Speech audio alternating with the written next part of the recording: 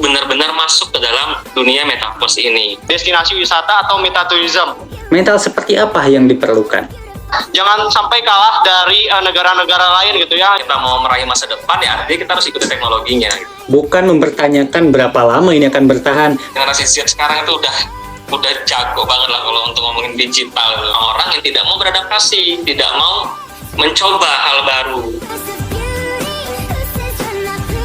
Tanggapan dari mahasiswanya bagaimana ini Pak? Apakah mungkin mereka kesulitan atau bahkan justru menyambut baik dengan hal ini? Iya betul. Jadi tim Metaverse dan juga pihak teknokrat ini ya selalu ini ya berpikir keras apa yang bisa kita manfaatkan di Metaverse teknokrat ini. Hal yang belum pernah kita temui adalah adanya sidang ujian skripsi yang dilaksanakan melalui Metaverse. Nah, ada peluang di situ. Yuk, kenapa kita nggak coba manfaatkan Metaverse kita selain untuk perkuliahan, tapi juga bisa kita gunakan sebagai wadah untuk mahasiswa bisa melaksanakan sidang skripsi. Jadi pada saat pertama kali kami mencoba pelaksanaan sidang ujian skripsi ini di Metaverse, itu juga dihadiri oleh Pak Rektor langsung, Rektor Teknokrat, melihat langsung kegiatan itu. Mahasiswa, dosen penguji, dosen pembimbing itu berada di ruangan yang berbeda, namun Pak Rektor ada di ruangan Metaverse bersama kami, melihat kegiatan yang dilaksanakan. Nah, kegiatan itu di Metaverse ataupun di dunia nyata, ya layaknya seperti ujian skripsi pada umumnya. Jadi, mahasiswa bisa mempresentasikan pemaparan terkait apa yang mau dibahas ya di pembahasan skripsinya itu, lalu kemudian ditanggapi oleh dosen pembimbing dan penguji, adanya di sana pengujian, tanya jawab, hingga sampai menghasilkan apa keputusan dari sidang skripsi tersebut. Melihat dari Universitas Teknokrat Indonesia itu kan sudah menggunakan Metaverse itu dalam hal pembelajarannya, lalu tadi ada sidang skripsi. Nah, kalau untuk SMK Alwapa sendiri, ini pemanfaatan Metaverse-nya sudah sampai mana, Ihsan? Nah, kalau untuk metaverse Alpha itu sendiri, di sini kita sudah menerapkan untuk dalam hal pembelajaran gitu. Dimulai dari jurusan multimedia. Nah, jurusan multimedia ini kita membangun insan-insan dari metaverse itu sendiri. Dimulai dari memproduksi siswa yang berkemampuan untuk membuat aset-aset 3D, lalu siswa yang berkemampuan untuk membuat room-room metaverse itu sendiri. Nah, yang kedua itu pada jurusan SMK Alpha di jurusan usaha layanan pariwisata itu ya. Nah, di usaha layanan pariwisata ini kita membangun, menciptakan suatu destinasi metaverse, destinasi wisata atau metatourism. Salah satunya yaitu Ranca Upas. Nah, Ranca Upas itu sendiri sebagai media pelatihan guiding atau pemanduan. Nah, di samping multimedia dan usaha perjalanan wisata, kita juga membuat AR atau augmented reality yang dibuat oleh salah satu jurusan yang sebenarnya tidak terhubung ke metaverse, yaitu farmasi gitu.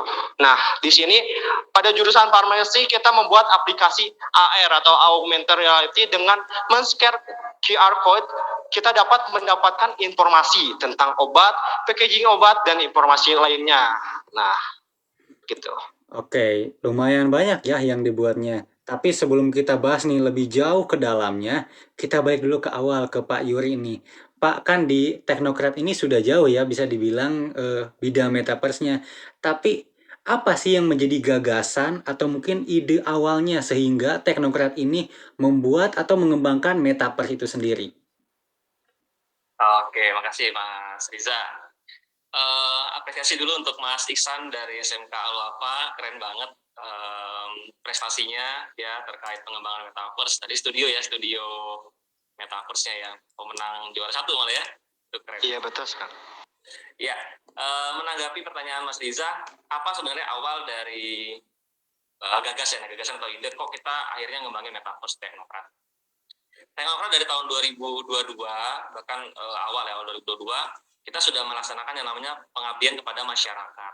Nah, itu adalah kegiatan wajib dari setiap dosen, kemudian ada mahasiswa yang terlibat untuk mengabdi kepada masyarakat.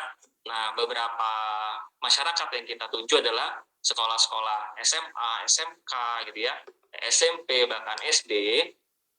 Banyak hal yang kita berikan ke masyarakat ataupun ke mitra, kita bahasnya seperti itu. Kita memberikan edukasi tentang metaverse. Ini salah satunya yang kita bahas ya, karena relate dengan metaverse ini. Jadi kita sudah memberikan wawasan terkait apa sih metaverse, kita kenalkan. Apa sih alat-alat yang dibutuhkan untuk masuk ke dunia metaverse seperti VR glass gitu ya. Itu juga sudah kita kenalkan ke masyarakat. Itu tahun 2022. Nah, tahun 2023 awal, kami membentuk tim, yuk kita buat metaverse yang lebih nyata, yang benar-benar bisa dimanfaatkan, tidak hanya untuk memberikan wawasan saja ke masyarakat, tapi ke depannya juga metaverse ini menjadi bagian yang bisa dipakai oleh teknokrat secara khusus gitu ya, nanti bisa juga dipakai oleh masyarakat untuk benar-benar masuk ke dalam dunia metaverse ini. Sehingga tim dibentuk, kita membuat roadmap dari 2023 sampai dengan 2027, apa yang akan kita buat selama beberapa tahun itu. Jadi kita akan bentuk tim. Jadi tim metaverse ini lumayan kompleks sebenarnya. Ada tim, saya sebagai ketuanya, ada sekretarisnya, kemudian ada tim infrastruktur dan teknologi, ada tim risetnya, ada tim bagian pelatihan, ada tim pengembangan bisnis. Nah, semua tim ini adalah dosen dan mahasiswa.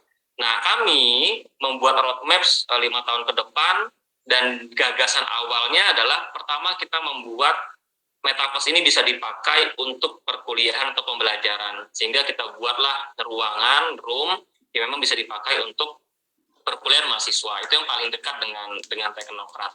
Nah, selain itu juga kita membuat mall teknokrat Indonesia.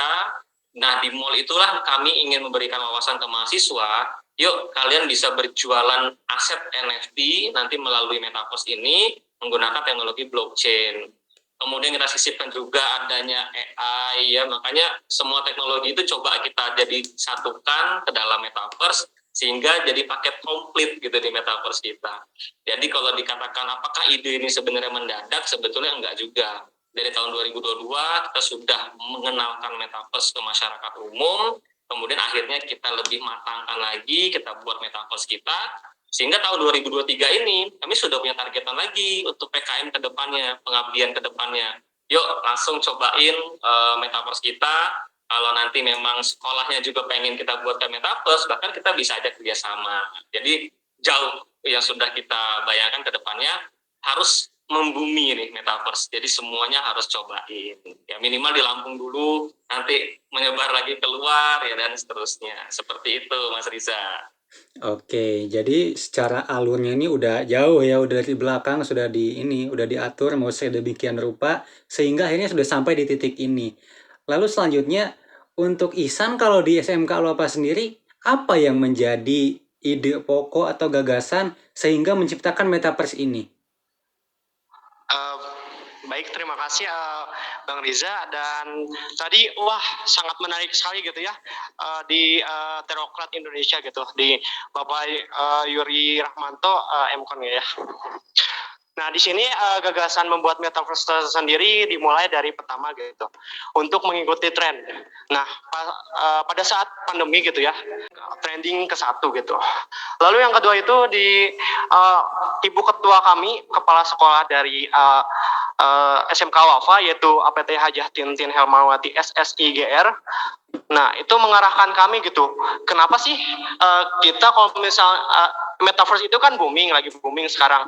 Lalu kenapa kita nggak buat metaverse SMK Wafa itu sendiri gitu?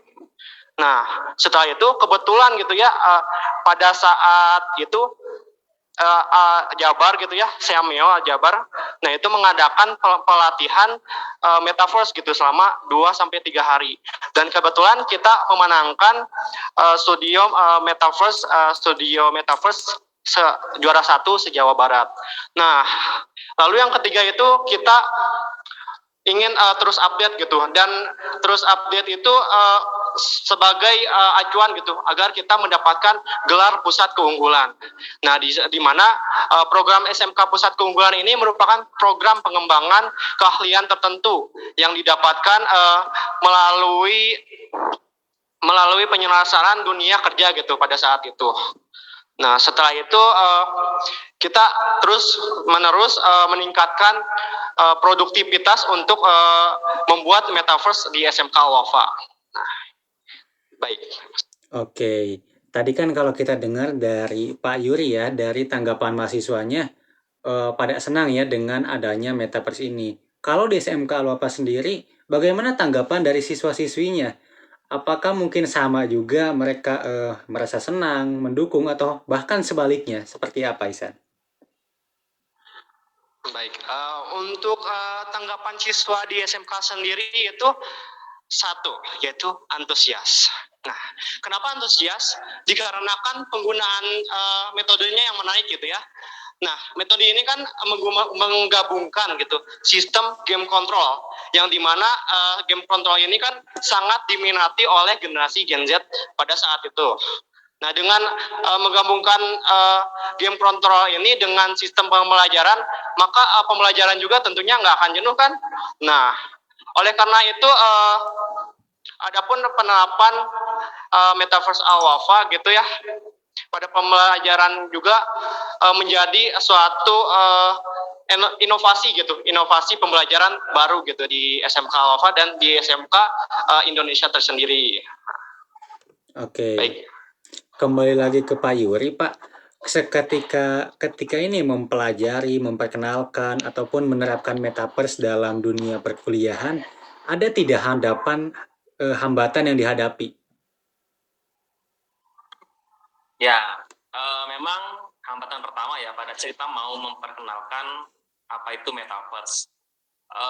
Walaupun tadi yang dibilang oleh Isan sempat trending gitu ya, tapi ternyata pada saat kita ke masyarakat, kita coba turun, kita coba nanya ke siswa, ke guru bahkan, terkadang kata-kata metaverse itu juga masih membingungkan ya. Metaverse itu. Jadi pas kita turun, kita mau mengenali metaverse tuh juga masih, ini apa gitu ya. Jadi ternyata trending itu mungkin hanya sebagian orang yang paham dan ternyata ada juga yang tidak paham. Itulah teknokrat kenapa akhirnya wah ini kita perlu kasih wawasan agar masyarakat umum itu juga terbuka. Ternyata ada loh teknologi yang kekinian yang nanti mungkin akan merubah cara belajar, merubah cara berbisnis gitu ya, pakai metaverse. Kendalanya ya karena pertama tidak tahu tadi, untuk memulai brainstorming dengan masyarakat itu kita harus kasih dulu memperlihatkan dulu bentuk nyatanya seperti apa. Nah, dengan ingin memberikan bentuk nyata itu, artinya tantangan pertama adalah kita harus buat dulu nih. Jadi pertama kali pas kami melaksanakan pengabdian kepada masyarakat, kita buat versi light ya, versi sederhana, setidaknya bisa menggambarkan dulu kepada masyarakat metaverse itu kayak gini nih, ya. Kemudian kita harus membeli peralatan metaverse agar masyarakat juga tahu, oh ternyata butuh alat ya untuk melihat dunia meta itu seperti layaknya nyata. Nah, kita harus ada pengadaan peralatan ya, waktu itu ya kita punya beberapa VR glass untuk kita bawa ke masyarakat untuk memperkenalkan itu. Nah, itu pas perkenalannya. Jadi kita modal dulu di awal ya untuk ngenalin itu. Karena masyarakat ya belum tahu apalagi mau beli gitu kan. Jadi kenalin dulu. Nah, kemudian riset ya. Tantangan berikutnya adalah riset. Jadi karena metaverse ini adalah hal baru, kami tim riset juga harus mencari ke-up-to-date-an ataupun kebaruan apa sih yang baru di metaverse itu, sehingga kita harus cari tahu, kita harus belajar, dan itu kita sampaikan juga ke masyarakat hal-hal baru dan juga challenge kedepannya itu apa.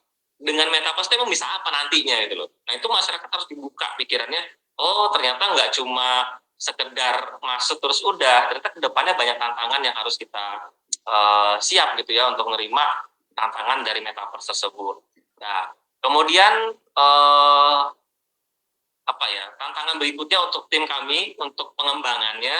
Nah, pengembangan metaverse ini juga karena belum banyak yang mengembangkan, artinya resource untuk kami belajar, resource untuk kami mencari cara buatnya tuh kayak mana itu juga terbatas. Jadi otodidak, cari resources dari course online, kita berbayar. Bahkan pertama kali waktu itu ada pengenalan Metaverse 1.0 dari Kominfo, itu sampai datang ke Teknokrat untuk mengenalkan Metaverse secara gamblang gitu ya ke kami, dengan mengadakan seminar mereka waktu itu di Teknokrat. Makanya kita dulu juga ada berita pelopor pelaksanaan pengenalan Metaverse 1.0 dari Kominfo. Nah itu kita ajak kerjasama juga. Jadi udah jauh yang kami lakukan untuk persiapan ini. Nah, tantangan berikutnya adalah sebagai ibaratnya orang-orang yang mampu mengembangkan atau membuatnya. Tadi Mas Iksan bilang kita ada yang namanya pembuat modelingnya, yang memodelkan, yang membuat asetnya, kemudian ada yang membuat roomnya. Sama, kendala berikutnya adalah nggak semua itu bisa membuat aset 3 dimensi, nggak semua ngerti pengkodingan. Sedangkan untuk membuat metaverse ternyata skill-skill itu sangat dibutuhkan.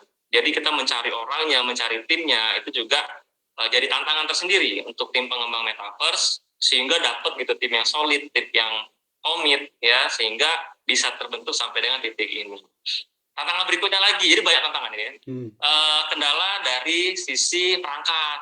Nah, kalau kita hanya menggunakan metaverse mungkin tidak terlalu besar ya dana yang harus kita keluarkan, karena hanya menggunakan. Tapi bisa kita mengembangkan metaverse, ternyata banyak duit yang harus dikeluarkan ya terkait pengembangannya dari sisi perangkat. Alhamdulillah kita disupport sama kampus sehingga tim pengembang ini ada semangat, ada spirit, ayo kita buat, kita hajar tuh semua tantangan, kita bisa karena kita disupport oleh kampus. Nah, jadi banyak tantangan yang dirasakan hingga di titik ini, dari tadi ya orang awam yang tidak tahu apa itu metaverse kita harus kenalkan, kemudian kebaruan metaverse itu apa kita harus tahu, kemudian cari orang-orang yang bisa membantu dalam pengembangannya kita harus dapat, dan terakhir dari pengadaan perangkatnya.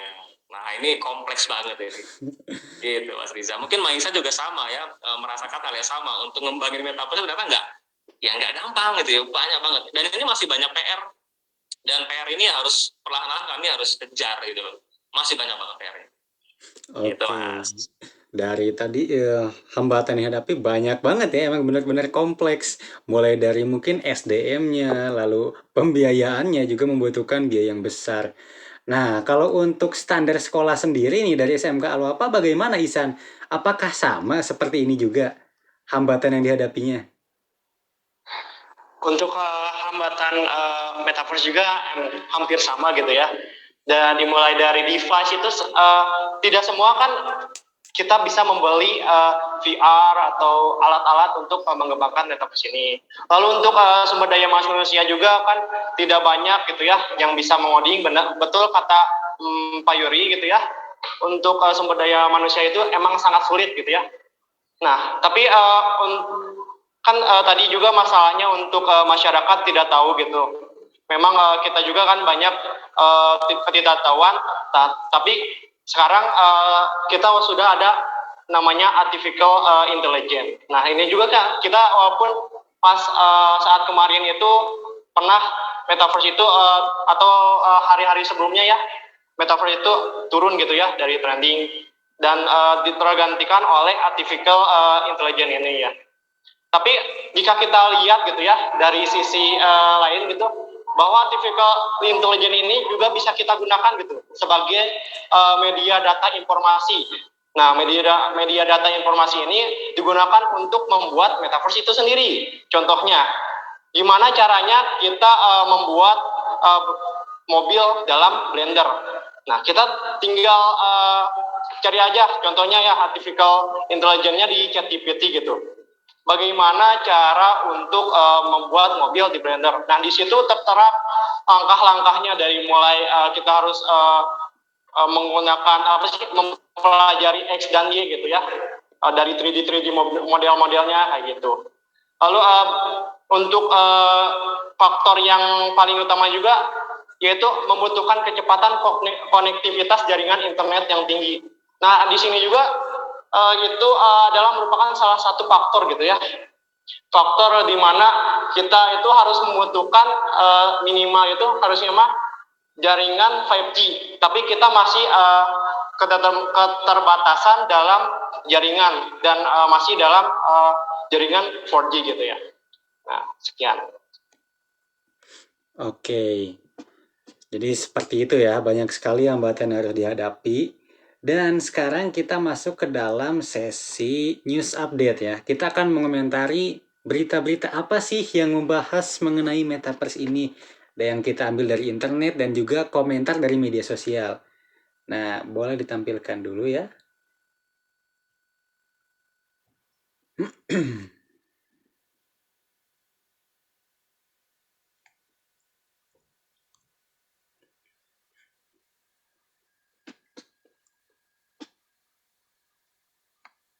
Oke, kita tunggu sebentar dulu. Sepertinya ada kendala teknis untuk menampilkannya.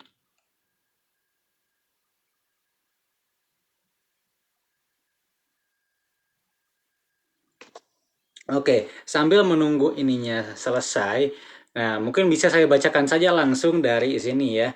Ada sebuah komentar dari akun Nanang Dwi Kurnia.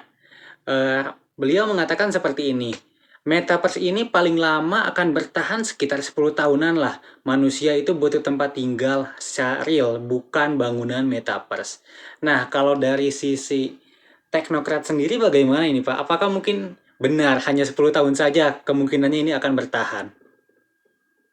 Oke, ini menarik nih ya, karena memang salah satu kegalauan pengembang metaverse adalah keberlanjutannya seperti apa. Nah, banyak komentar yang membuat down ya pengembang metaverse itu terkait ya ini mah nggak akan lama, metaverse mati gitu kan, terus yang ya tadi ada yang bilang 10 tahun itu akan mati, itu banyak banget. Jadi kita pertama yang ditekankan adalah komitmen di awal. Kalau kita sudah maju, nothing tulus, kita maju aja, apapun yang terjadi nanti, ya mau ini redup, mau ini mati gitu metaverse-nya, setidaknya teknokrat menjadi pelopor untuk mengembangkan metaverse, menggunakan metaverse di dunia pendidikan.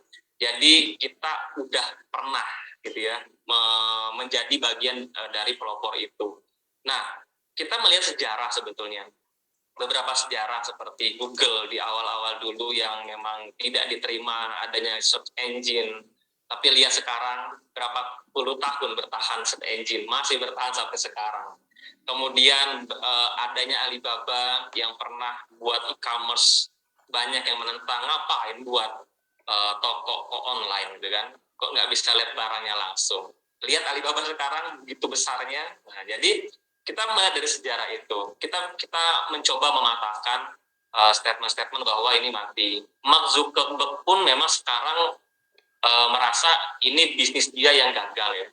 Tapi dia selalu berinovasi. Saya lihat beberapa postingan yang terbaru, dia membuat virtual, tetap menggunakan VR glass dalam mobil.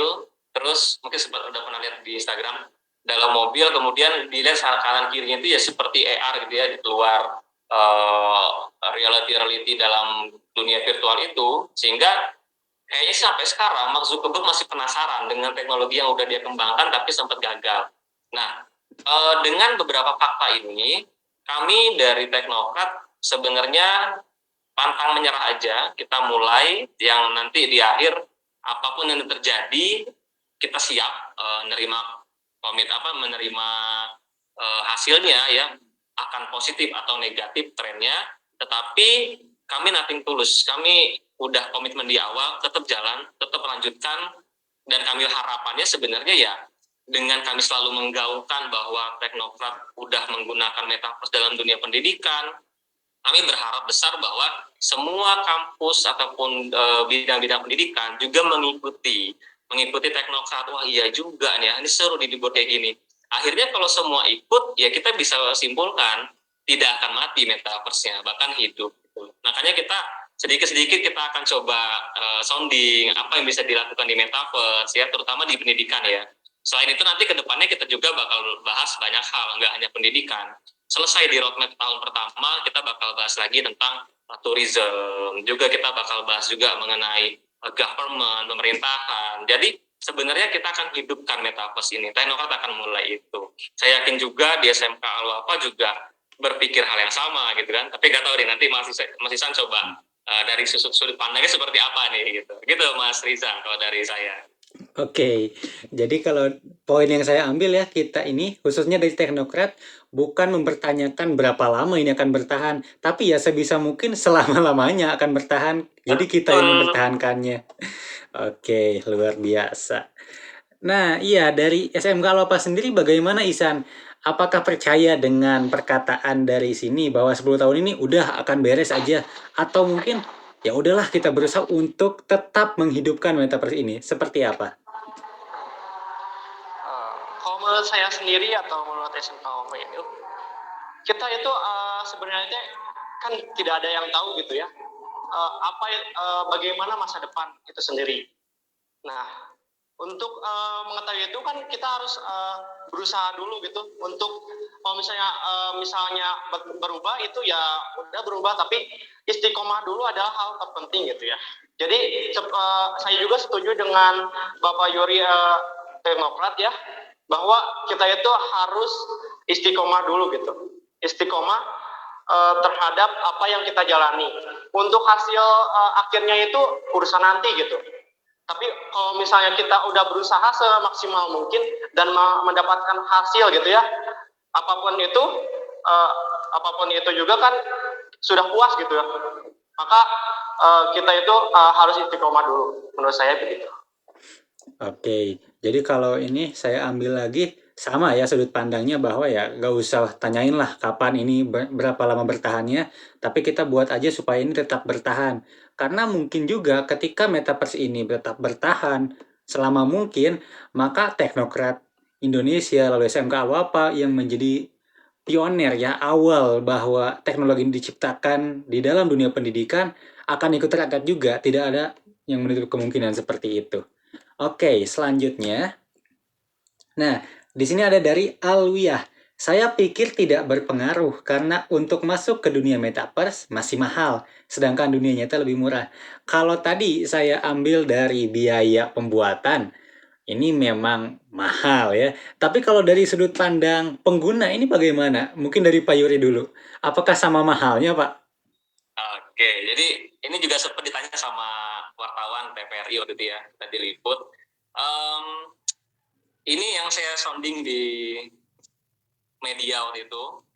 Kenapa teknokrat percaya diri sekali mengembangkan metaverse, kemudian bahkan akan dipakai secara serentak di semester ganjil nanti, karena kita bisa menggunakan device yang paling sering digunakan oleh mahasiswa, yaitu handphone.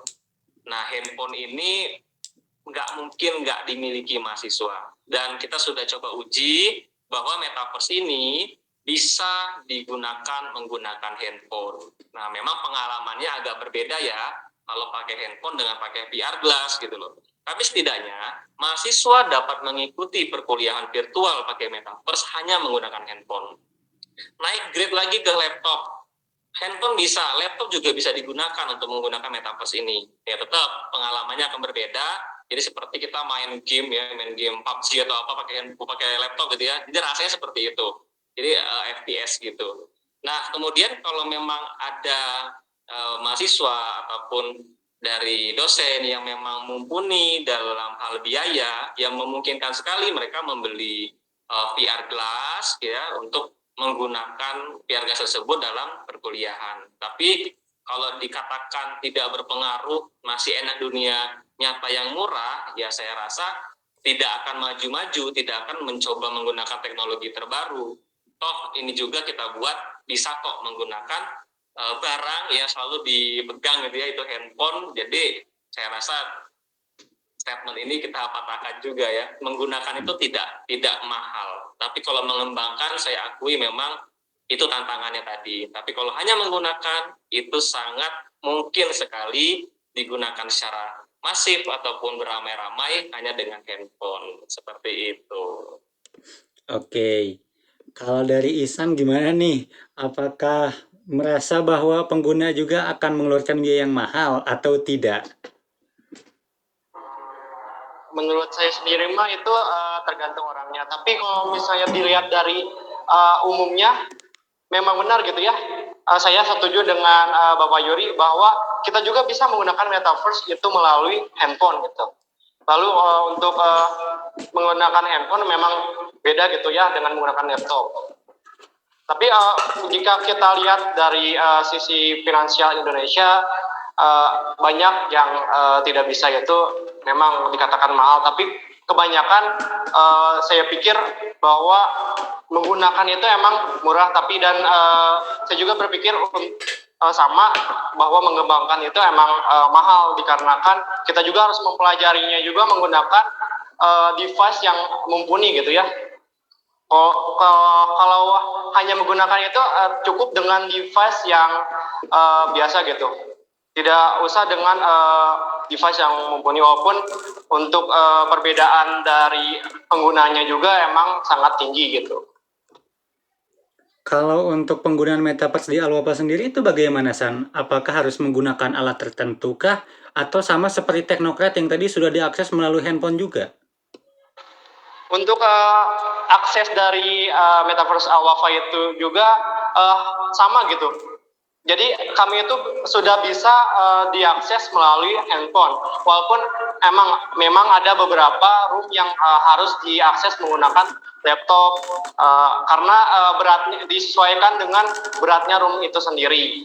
Tapi di samping itu banyak gitu ya yang telah dibuat dan dapat diakses menggunakan handphone. Salah satunya juga ya itu yang juara kemarin gitu ya, SP Alwafa Alwafa SPO Produk Expo. Nah, itu bisa digunakan melalui ponsel gitu. Nah, di sana kita bisa menggunakan itu memasuki metaverse untuk melakukan transaksi jual beli gitu.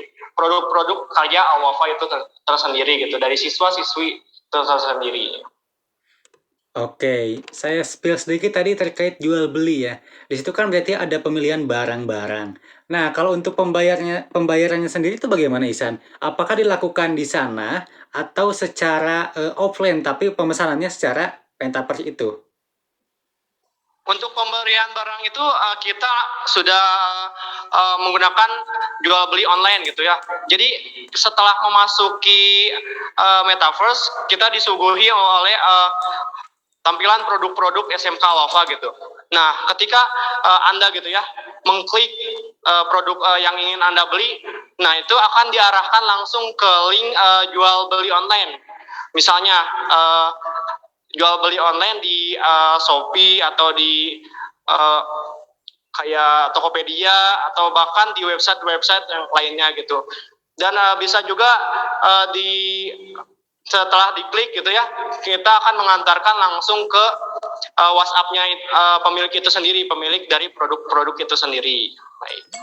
Oke, jadi pemesanannya ini dilakukan di Shopee, WhatsApp, dan sebagainya. Dan Metaverse ini digunakan sebagai media pemasarannya seperti itu ya. Oke, cukup menarik. Nah, selanjutnya. Oke, ada. Oh ya, layarnya belum berganti ya? Belum, Mas Riza masih yang tadi. Oke.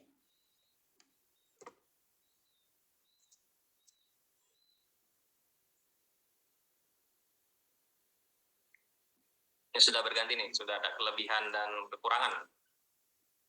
Itu berarti masih ngeling nih. Harusnya bukan yang itu kelebihan. Maksudnya kelebihan slide-nya. Oke, kita tunggu dulu. Tapi sebelum tunggu itu ya nanti juga bakal muncul sendiri lah. Nah, sudah muncul nih. Oke. Nah, di sini kan ada yang berkomentar lagi, otakku mulai mencerna nih, dunia digitalisasi kan semakin maju. Yang pasti kita ini harus siapkan mental dan skill digital untuk generasi Z buat itu. Nah, tapi kan tadi dari Pak Yuri udah dari awal ya. Nah, saya mau pertama dari Ihsan dulu nih. Mental apa sih yang diperlukan untuk generasi sekarang atau bahkan generasi sebelumnya yang sekarang ikut dalam pengembangan metaverse ini? Mental seperti apa yang diperlukan? Yang pertama itu kita harus mana ya? Ya interaktif gitu ya. Aktif gitu ya terhadap mencari informasi atau untuk mempelajari metaverse itu sendiri. Nah, saya sendiri juga mempelajari metaverse ini secara otodidak gitu melalui konten-konten YouTube atau di Pinterest bahkan di Instagram gitu. Jadi intinya untuk mempelajari digital ini sangat mudah karena kita itu sudah disuguhkan gitu informasi semakin banyaknya informasi yang dipermudah gitu dikarenakan semakin pesatnya gitu informasi melalui media sosial gitu. Oke. Kalau dari Pak Yuri, Pak, mental yang diperlukan untuk kita bisa mengimbangi ini Pak, bagaimana, Pak? Oke, nah terkait mental ya, sebenarnya kalau generasi sekarang ini malah generasi yang paling mudah untuk kita sisipkan teknologi-teknologi kekinian ya, apalagi metaverse. Nah, mungkin hal-hal yang perlu diperhatikan, keterampilan apa yang perlu diperhatikan untuk generasi Z ini, pertama adalah keterampilan penggunaan teknologi sudah pastinya. Jadi, keterampilan penggunaan teknologi itu udah nggak bisa dipungkiri, generasi Z pasti paling jago lah kalau sekarang. Itu saya yakin. Jadi kalau keterampilan teknologi kayaknya udah aman ya. Kemudian keterampilan sosial ya. Jadi keterampilan sosial ini terkait kolaborasi. Jadi kalau ngomongin metaverse, ada keterampilan lain selain bisa teknologi ya. Juga ada keterampilan sosial atau berkolaborasi. Yang artinya gini, metaverse memang diciptakan untuk mengumpulkan orang-orang dalam satu ruangan yang sama. Kalau mahasiswa ataupun generasi Z ini tidak punya keterampilan sosial, saya rasa akan sia-sia mereka berkumpul di satu ruangan yang sama tapi tidak bisa bersosial. Karena takutnya, karena dilakukan dalam dunia maya, mereka malah tidak mendapatkan teman kolaborasi, mungkin malah dapat musuh gitu. Nah, jadi keterampilan sosialnya sangat dibutuhkan, sehingga memanfaatkan metaverse malah mendapatkan teman lebih banyak, link lebih banyak gitu loh. Jadi harapannya seperti itu. Kemudian yang paling penting adalah keterampilan keamanan digital. Nah, ini juga harus kita pikirkan. Karena terkadang kita itu lalai dengan keamanan digital, apalagi terutama dengan profil kita sendiri. Nah, di dunia metaverse tadi, karena berbicara tentang sosial, ya ada kemungkinan beberapa kejahatan juga akan muncul di situ. Nah, disitulah kita butuh membekali generasi Z itu terkait keamanan data itu penting loh. Ya, terutama ngomongin keamanan data secara pribadi, agar tidak dirugikan nantinya. Karena udah ngomongin dunia digital, ngomongin internet, ya kejahatan tuh bisa aja disusupi, baik lewat kalau sekarang kan yang WA lah segala macam. Nah, di metaverse juga ada kemungkinan bisa ada kejahatan nantinya. Sehingga keterampilan ataupun pengetahuan tentang keamanan digital, keamanan data itu juga sangat penting. Jadi walaupun kita bersosial di dunia maya, tetap amankanlah profilmu, amankan datamu, terutama data pribadi. Nah, mental itu atau keterampilan itulah yang dibutuhkan oleh generasi Z agar tetap aman berselancar di dalam metaverse. Gitu, Mas Riza. Oke, tadi saya mengambil sedikit terkait kejahatan di metaverse ya, Pak. Nah, kalau mungkin yang bisa kita bayangkan, hal apa sih yang bisa menjadi sebuah tindakan kejahatan di metaverse itu sendiri, Pak? Ya, sebenarnya kurang lebih kan sama kayak bersosial media ya. Terkadang kita kenal teman lewat sosial media, terus kayaknya ngeklik gitu ya, dekat. Nah, hal yang terjadi juga bisa dirasakan di metaverse nantinya. Misalkan nih ketemu di metaverse, gitu. Terus kenalan di metaverse. Jadi ketemunya dunia maya lah gitu ya. Semakin intens, semakin dekat, ya, lama-lama dia memberikan data pribadi segala macam. Nah, dari situ ya dia lakukan kejahatan yang mungkin dari data pribadinya akan merugikan si korban tersebut. Entah dia akan membobol akun WhatsApp-nya, membobol akun banknya. Jadi bisa sejauh itu. Karena sama aja, kita metaverse itu sama lah bersosial media sebetulnya. Makanya di nomor 2 tadi saya katakan penting juga keterampilan sosial di situ. Jangan karena di dunia maya kita kayak mengabaikan keterampilan sosial ya. Kita harus pilih-pilih juga dengan siapa kita bertemu di dunia metaverse. Ya layaknya kita ketemu sama orang dunia nyata lah. Saya yakin kalau di dunia nyata kan lebih hati-hati ya. Ketemu orang mencurigakan dikit kita pasti udah nggak mungkin open gitu loh. Tapi di dunia metaverse aman-aman aja nih gitu kan, kita tetap bersosial segala macam, tapi ternyata mungkin di balik itu bisa ada kejahatan yang mungkin terjadi. Jadi 3 keterampilan tadi lah, teknologi, sosial, sama keamanan data. Itu penting dimiliki oleh kita ya sebagai pengguna metaverse. Oke. Kalau untuk skill digital, hal apa saja yang harus dipersiapkan nih untuk kita supaya tetap bisa mengikuti perkembangannya? Ya, kalau skill digital ya, ini juga kayaknya nggak perlu dipersiapkan banget ya. Generasi Z sekarang itu udah jago banget lah kalau untuk ngomongin digital. Yang ketinggalan tuh orang-orang tua malah sebetulnya. Jadi apa ya, skill digitalnya ya kemampuan apa ya, berkomunikasi di dunia digital, kemampuan untuk bisa ya tadi menjaga keamanan datanya dalam bentuk digital. Jadi tetap saya ketiga poin tadi sih, skill-skill yang paling penting, mau digital ataupun yang nyatanya gitu ya. Gitu.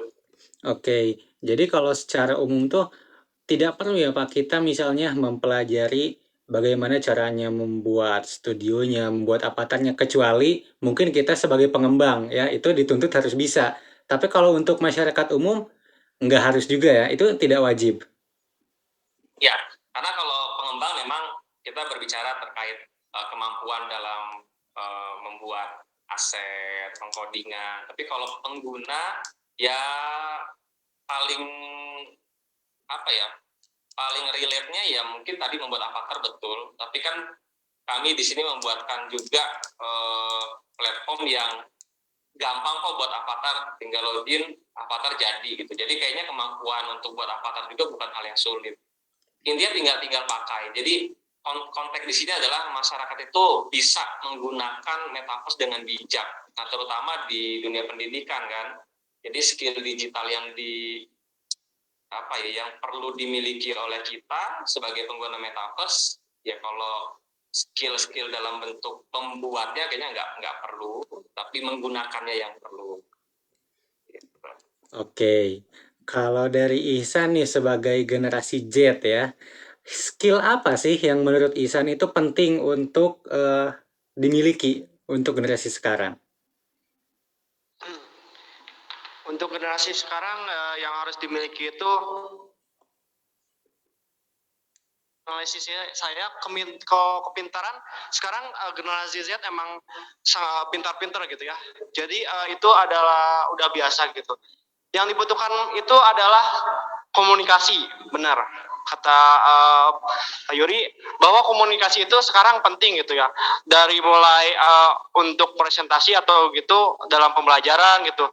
Bahkan dalam bisnis juga kan sekarang bisnis di dunia media sosial itu sangat luas gitu ya. Jadi intinya itu komunikasi. Ya, bagi bentar. Sebentar ada kendala. Oke.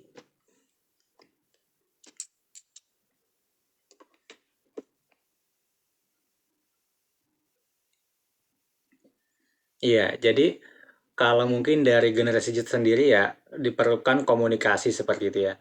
Tapi Ihsan kalau mungkin udah membaik, seandainya nih atau bukan seandainya, hal apa sih yang sudah dirasakan Ihsan sendiri dengan adanya metaverse ini?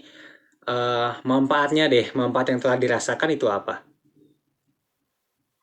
Manfaat yang dirasakan itu sebenarnya kan di sini sudah menerapkan gitu ya dari program-program metaverse SPW Alpha. Nah di SPW Alpha ini kita bisa jadi mempermudah untuk melakukan jual beli. Dimulai dari penjualan aset-aset atau enggak produk-produk offline jadiin online gitu menggunakan media metaverse itu sendiri. Lalu untuk pembelajaran gitu ya. Jadi pas saat kemarin gitu pas saat lomba itu Iksa, saya sendiri sudah mendapatkan ilmu baru gitu, bahwa di sana itu sudah diterapkan sekali gitu dalam mengisi ujian gitu, mengisi ujian juga menggunakan metaverse itu sendiri, dimulai dari pengetesan soal GPT seperti itu, lalu banyak hal lagi gitu dari lomba kemarin gitu. Oke. Nah, selanjutnya kita akan berbicara terkait kelebihan dan juga kekurangan dari metaverse ini. Karena tidak dipungkiri bahwa teknologi yang baru muncul itu, bahkan yang sudah lama pun, pasti ada yang namanya kelebihan dan kekurangannya. Tapi kalau kita balik lagi ke awal, tadi mungkin dari kelebihannya ya ini bisa, tadi Isan mengatakan bisa menjadikan jual beli secara online, lalu pembelajaran juga menjadi interaktif, menjadi lebih asik karena teknologi yang baru. Kalau dari kekurangannya ya tadi mungkin dari hal biayanya, cuman kan ada juga solusinya. Misalnya bisa kok kita mengakses metaverse menggunakan handphone juga. Tapi kalau dari dua sisi ini, untuk Pak Yuri dan juga Ihsan, ada nggak kelebihan tambahan ataupun kekurangan tambahan dari metaverse ini? Atau mungkin sudah cukup tadi ya?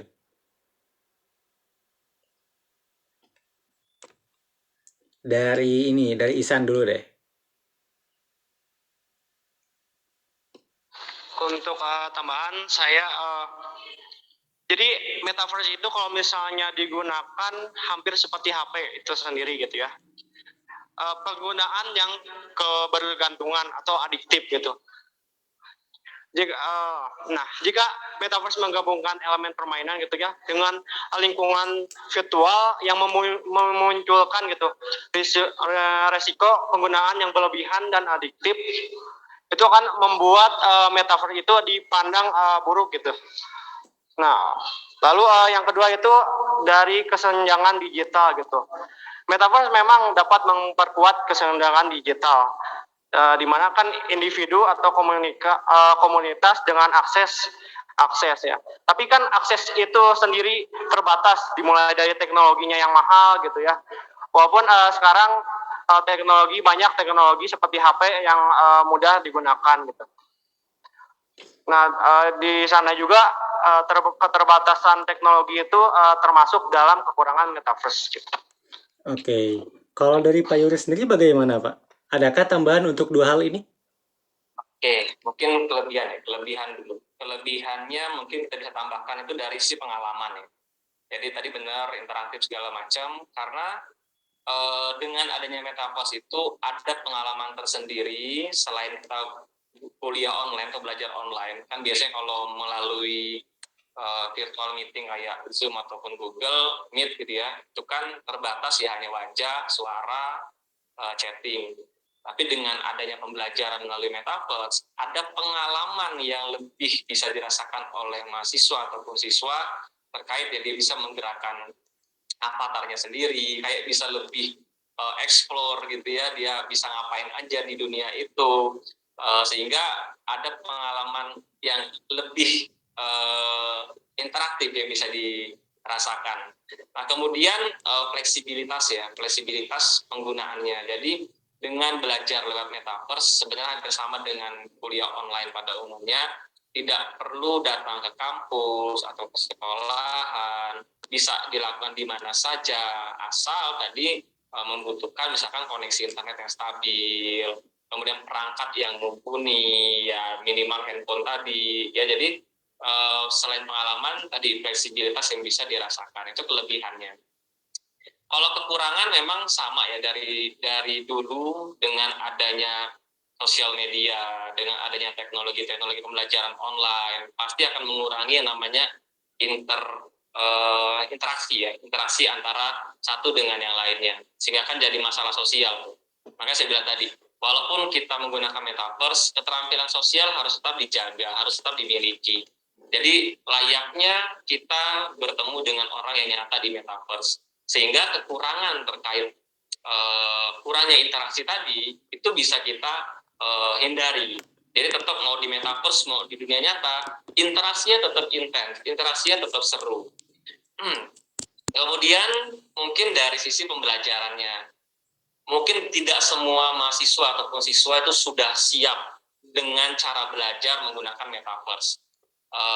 Ya kayak kita lah mungkin kalau awam ya kaget kayak mana belajar pakai metaverse gitu kan. Jadi dengan teknik pembelajaran yang baru menggunakan teknologi metaverse memungkinkan adanya penurunan kurva pada saat pembelajarannya. Jika mahasiswa atau siswa itu tidak bisa mengejar dalam artian itu mempersiapkan dirinya untuk berubah cara belajarnya. Mungkin dulu kita di SD hanya belajar dengan teknik ya gurunya menjelaskan, kita mendengarkan. Kemudian masuk lagi pembelajaran digital menggunakan online ya, ada Skillist, Pada gitu ya, menggunakan CMS segala macam. Akhirnya kita belajar pakai modul, pakai video. Sekarang lagi mau ditambah lagi teknologinya biar lebih interaktif pakai metaverse. Nah, mungkin kagetan-kagetan perubahan cara belajar itu yang harus dihindari sehingga tidak menurunkan kurva pembelajarannya mahasiswa. Nah, di sini juga harus ada support dari dosennya atau dari pengajarnya untuk bisa memperkenalkan secara perlahan. Nah, itulah yang dilakukan oleh Teknokrat. Jadi beberapa bulan ini kami mensosialisasikan ke mahasiswa tentang penggunaan metaverse ini. Jadi kami nggak tiba-tiba launching pakai, gitu ya. Jadi kita launching, kita gunakan dulu, kita uji dulu dengan beberapa hima gitu ya. Kemudian nantinya di semester ganjil semua mahasiswa sudah siap. Sehingga jika ada mata kuliah yang menggunakan metaverse, mereka udah nggak kaget. Oh, udah biasa ini, kami udah siap. Sehingga tidak akan menurunkan kurva pembelajaran mereka. Nah, kurang lebih detailnya seperti itu, Mas Riza, tentang kelebihan dan kekurangan pembelajaran melalui metaverse. Oke. Ini Pak, ada pertanyaan terakhir. Ya, belum. Nah, udah muncul ya? Belum muncul. Belum ya? belum muncul. Oh, baru di saya munculnya.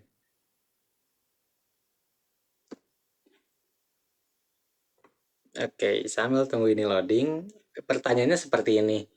Haruskah sekolah dan universitas menggunakan metaverse di luar Teknokrat dan SMK Alwa, Pak? Ini kita bicara secara keseluruhan saja. Mungkin boleh dari Pak Yuri dulu. Harus nggak sih Pak universitas yang lain mengikuti jejaknya Teknokrat? Ini udah jelas ini kata pertama ini harus gitu ya. Jadi ini kan teknologi emang diciptakan untuk masa depan ya. Ya kalau kita mau meraih masa depan ya artinya kita harus ikuti teknologinya gitu. Ya kalau Teknokrat ya sudah mengikuti, nanti biar semua membumi ya satu dunia ini juga ikut, ya seharusnya sekolah dan kampus lain juga harus mengikuti perkembangan teknologi terkait salatnya metaverse. Nah ini juga sebenarnya kan salah satu ini ya kebijakan dari Pak Menteri terkait penggunaan teknologi digital gitu ya untuk dunia pendidikan. Ya dulu kan kita di sekolah, di kampus ya sudah mulai menggunakan perkuliahan online, terutama pas COVID kemarin. Di sini kan pakai bahasa Spada, Skillist seperti itu ya untuk pembelajaran. Adanya video interaktif untuk pembelajaran. Nah sebenarnya penggunaan metaverse itu sama aja kayak kita menggunakan teknologi digital untuk pembelajaran kita sebelum-sebelumnya. Namun metaverse itu lebih interaktif.